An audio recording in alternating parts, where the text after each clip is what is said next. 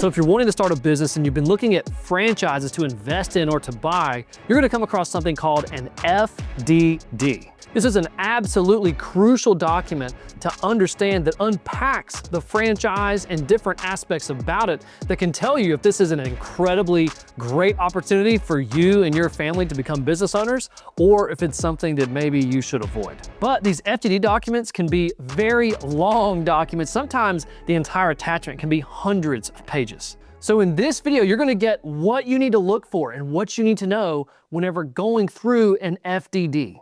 In an ideal world, should you read every single word to understand those franchise opportunities? Yes, you should. But when you're first comparing your options, it's good to know where are the major pieces that you should look at. So you're gonna get all of that, but first, if you don't know who I am, my name is Matt Pinkarina. I'm the CEO of the Assett franchise. I was once in a corporate career myself, left that, became my own boss. Now we franchise the exact business that gave me freedom in my life and financial freedom and the ability to sit here and make these videos. We can now copy and paste that into your market and into other people's markets like we do all the time. All right, so before diving into an FDD, we first need to know a little bit about it so that it all makes sense. The first thing is, what does FDD even mean? FDD stands for Franchise Disclosure Document. It simply means here's all the details, terms, and conditions, and expenses, and everything you need to know about this franchise. And this document comes with two main rules that's enforced by the government. The first one is what's called the COP, which stands for the cooling off period. And this period is for 14 days. And what the cooling off period simply means is that someone is not allowed to be offered the opportunity to invest in a franchise until 14 days after they have received and signed the receipt for receiving their franchise disclosure document for them personally from that franchise. Let me give you a quick example. If someone were to come to us and say, Matt, we believe your business is awesome. We want to become owners in your brand. Let's start tomorrow. Well, because of the cooling off period, we are not allowed to do that. We first need to give them our franchise disclosure document. They need to sign the receipt on it, showing everybody that they received their FDD. And that starts the timer for the cooling off period. And we gotta wait those 14 days. We typically wait 15 days to be safe before they can be offered the opportunity to invest. And this is a fantastic rule that's in place to keep people from getting into trouble. It lets them cool off a little bit and dig into the details and do their due diligence about franchise opportunities. This way they can make informed business decisions as opposed to just making quick, irrational, emotional decisions. The second rule is this, is FDD financials only. What this essentially means is that a franchise cannot give you any sort of financial information about how much money you can make unless it is included inside of the FDD. So for example, at the time of recording this video, inside of our FDD, because we're a younger brand, I share a lot of financial information about my personal operation. This is so interested owners can see the potential of what they can also own. But if someone's wanting to extrapolate into different hypothetical scenarios, they have to do that on their own using the numbers that we provide them, because we don't include all those different situations in our FDD. We provide real results. So a quick red flag is if a franchise brand is telling you about numbers and profitability that's not reflected inside of their FDD, there's something fishy there. Now, a quick hack for that is you can contact individual franchise owners and you can ask them for any specifics as well. They aren't obligated by the FDD. They can say whatever they want.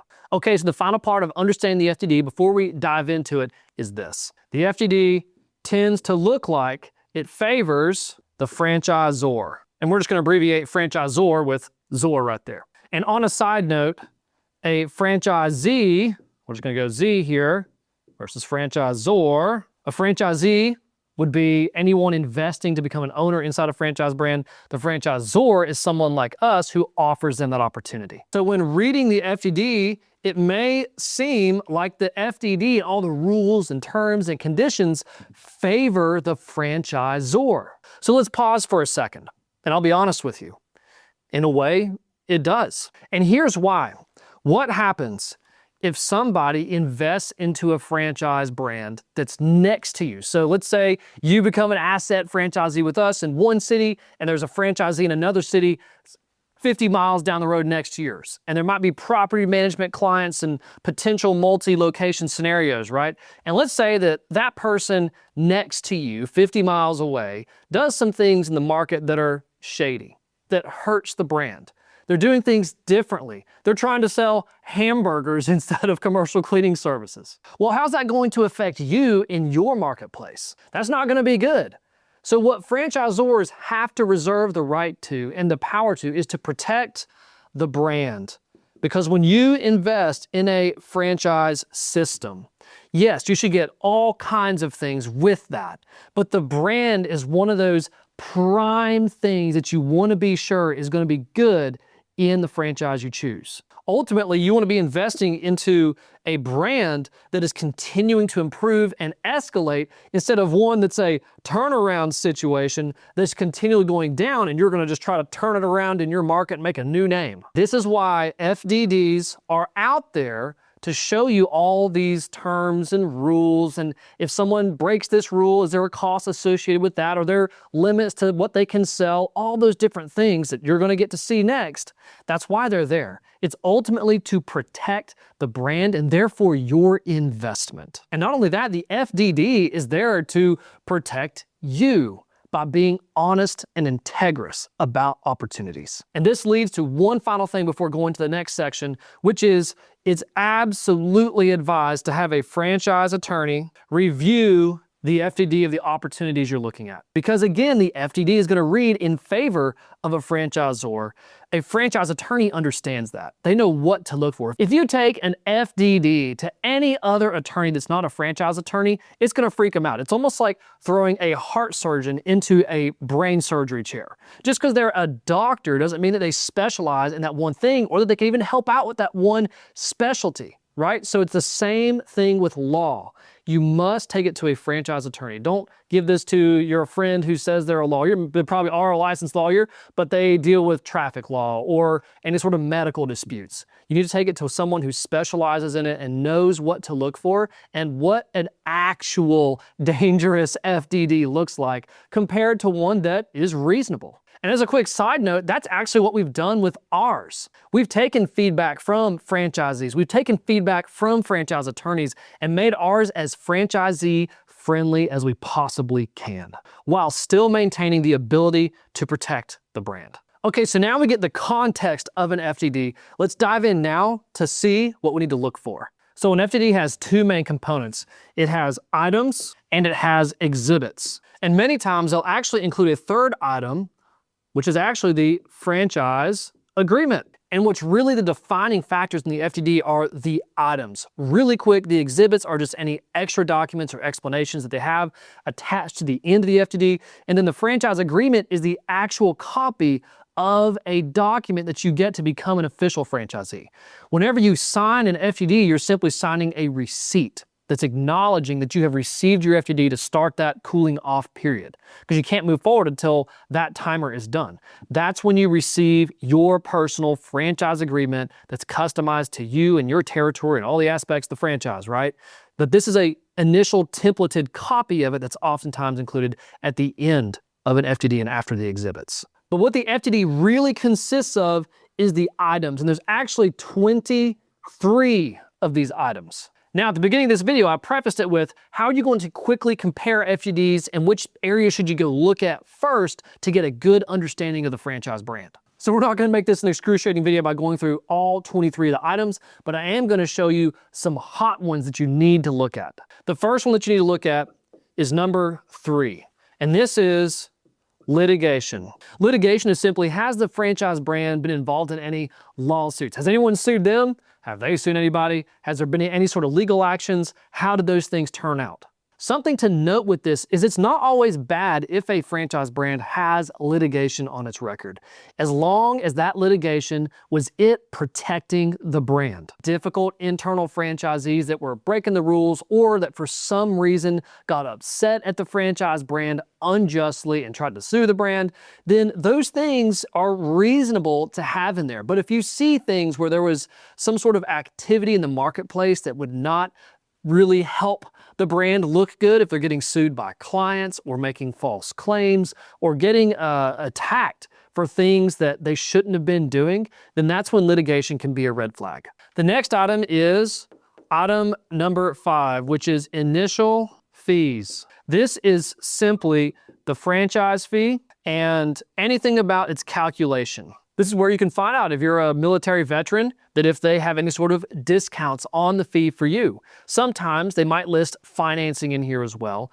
They might list unique structures and determining factors for their franchise fee in this section.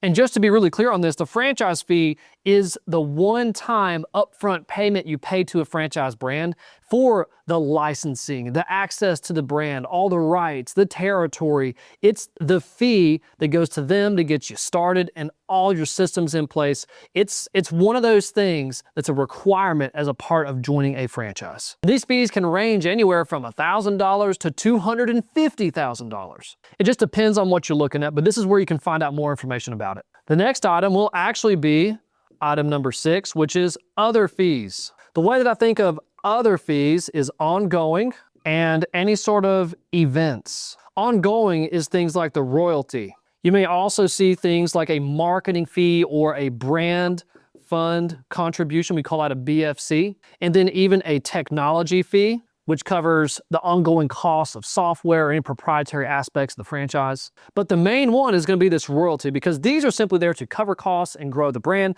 The royalty is the one where the franchise actually is supposed to make some sort of profit. The typical royalty applies to the top line. So if someone's business makes $1 million in top line, not net profit, but top line $1 million, if they have a 10% royalty, it means that the franchise would get $100,000 and the franchisee would have $900,000 to run their business with. And then brand fund contributions and tech fees are usually a lot smaller than the royalty. And something we actually do in our brand is we actually stair-step down our ongoing fees. And we do that as someone's business grows. So essentially, we've created a reward system for the more money they make, the more money that the brand makes, the more money they get to keep. And that's all detailed out in this item 6, other fees section. Then when you have events, events aren't so much like get-togethers and conferences. Those can be covered here in other fees, but typically events is if something happens, what's the fee for that? If someone is late, if there's any sort of problem with any sort of payments to the franchise brand,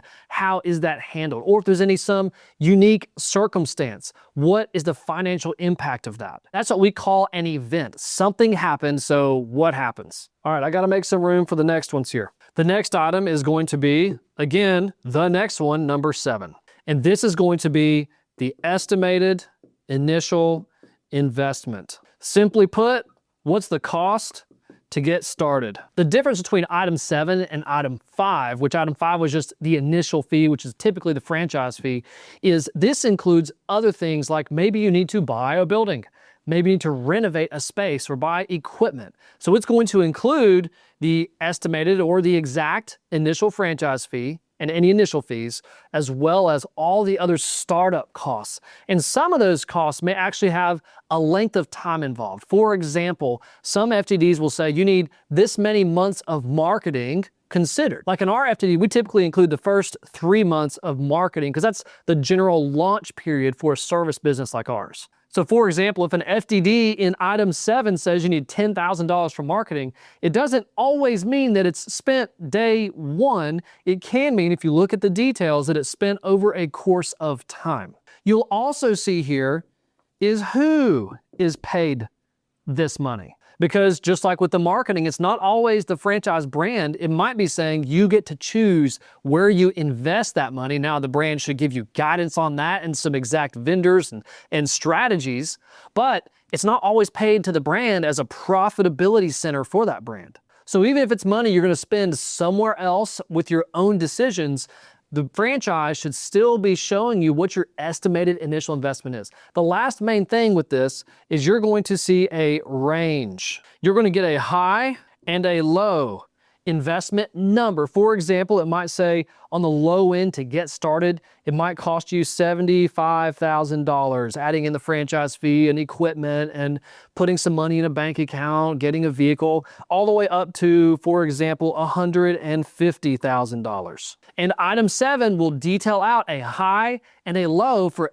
every single expense line that needs to be considered when starting that specific franchise. And that's what's so important, that you don't confuse item 5 with that initial fee as the total startup cost, right? You have to know item number 7 so you can know if you're pulling from your capital or if you need to get a loan of sorts or any other capital involved to get your business off the ground. The last major item is going to be number 19. We're going to jump down the FDD here, and this is going to be any sort of financial performance representations. This is the part where you go to see, what can I expect from my business? How much money can I expect to make? Now, not every franchise brand is going to make any sort of financial performance representations, because it's really up to the franchisee to follow the systems and follow the proven model. They're also able to talk to individual franchisees, and they can ask them any questions they wish about their specific businesses. But it is always nice to jump down there to item 19 and see if they do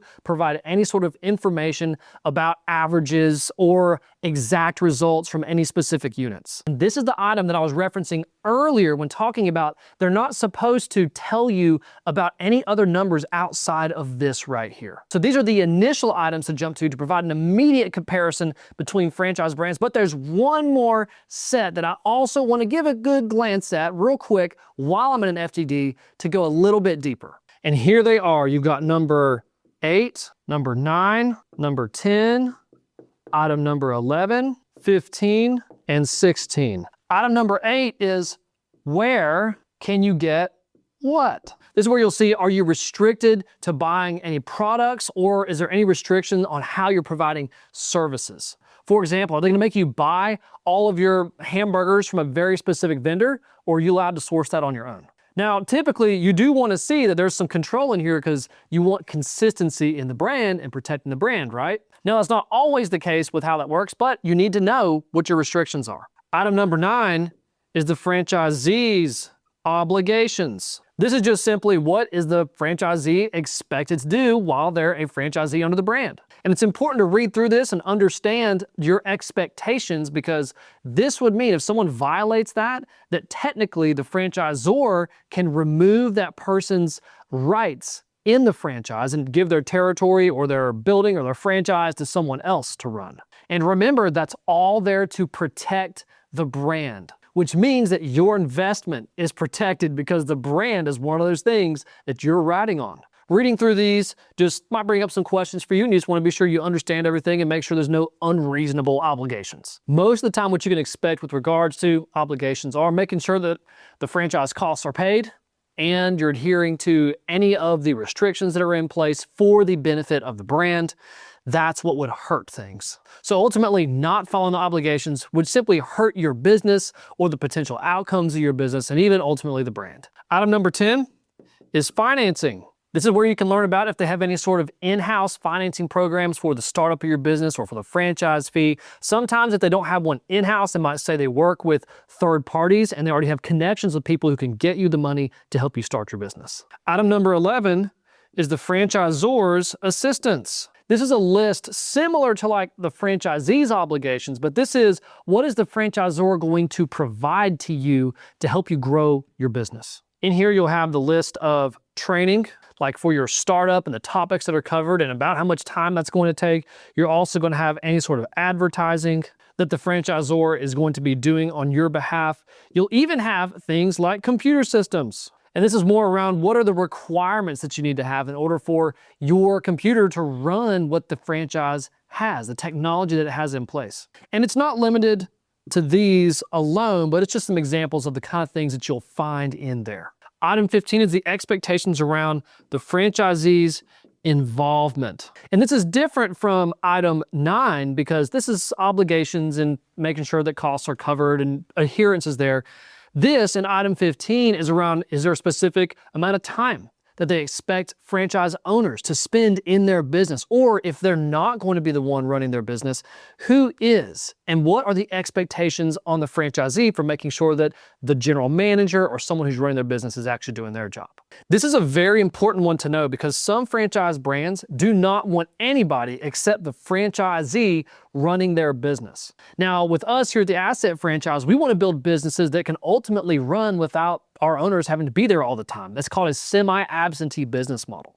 And that's something that's reflected inside of this part of our franchise disclosure document, showing that we want our franchisees to have that flexibility. And then number 16 is what your franchise can sell. The quick example of this, like used earlier, is if you have a commercial cleaning company franchise, you're trying to build an executive franchise in a marketplace or in a city, are you supposed to be selling hamburgers out of that franchise brand? No. So this is where you see what are the restrictions. Now you'll see things a little bit more finely tuned here than something as extreme as that example, but it's important to know what the boundaries are so that way you're adhering to the consistency of the brand. Now look, it may look like a lot of rules, but here's really what is going on. You're just getting clear to the finest detail that we possibly can before going into business together. Because unlike marriage nowadays, where you might date or be engaged for years before actually tying the knot with somebody, that's not the case with business, especially with franchising. Is you might know someone for a few weeks or a few months, and it's not nearly as intimate as dating somebody. So we got to be sure, and you have to be sure, that you understand all the potential details and the finer things about owning that business and anything that could come up and how it would be handled before you hop into a relationship.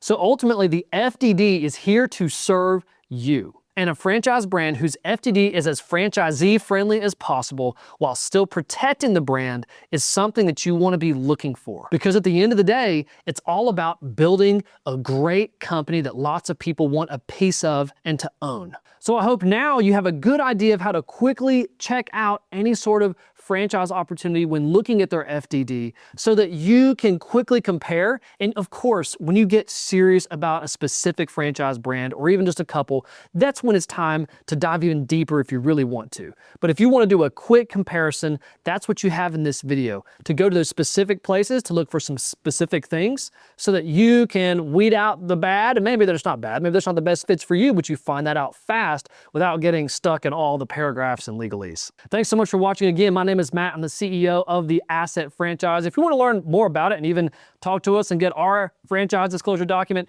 check out the links down below. And if you're not ready for that just yet, if you're just starting your journey into potential business ownership, you're ready to leave a corporate career or some sort of job, then there's another link down below that is a free ownership readiness assessment. You can take that, find out where you stand as far as being ready to become a business owner yourself. And if you happen to know a family member or a friend who also is interested in becoming a business owner, please share this video with them. Maybe franchising and copying and pasting a business into their market is a great route for them. So share this with them so they can go through the FDDs fast as well. Again, thanks so much for watching. Please like, subscribe, and until next time, stay blessed.